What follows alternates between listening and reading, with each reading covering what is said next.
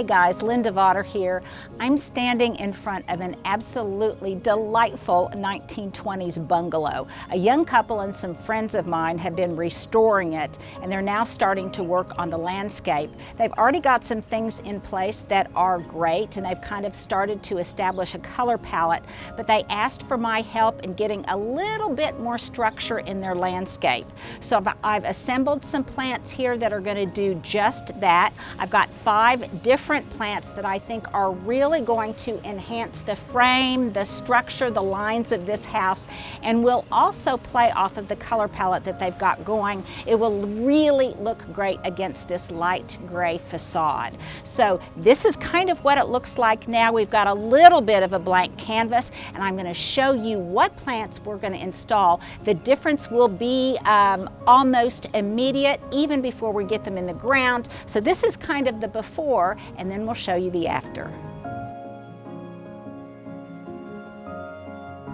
Well, the homeowners are off to a great start. They established a color palette by putting in a crimson queen Japanese maple and a purple leaf peach that are really beautiful, and I'm going to play off of that color palette. They also put in some red blooming encore azaleas and some Miss Lemonabelia, so that stuff is already in place. And then I'm going to add these plants to get more structure and enhance that color palette. So for some dramatic architecture, we're going to use some design-aligned cordyline in some pots.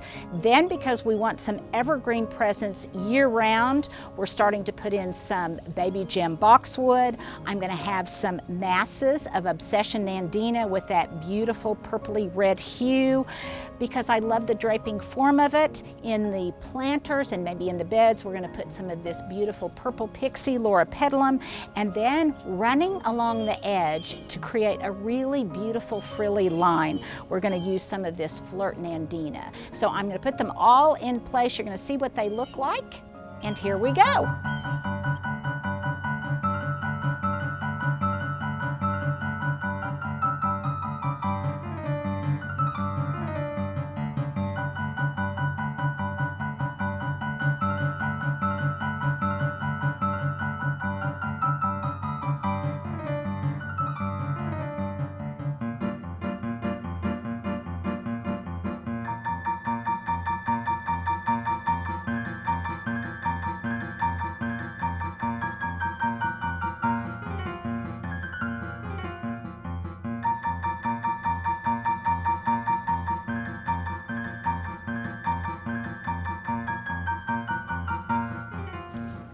So my work is done, and theirs is just beginning, because they're going to plant all of these Obsession Nandinas, Flirt Nandinas, baby gem boxwood, the gorgeous cordyline, design-aligned cordyline, the purple pixie loropetalum, to get really gorgeous structure to this garden.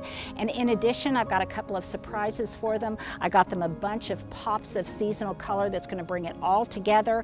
And because I like to put my own special touch on projects, I have topiaried a couple of sunshine ligustrum into cones that we're going to underplant. It's all going to be spectacular. After they get their work done, you'll see it all come together.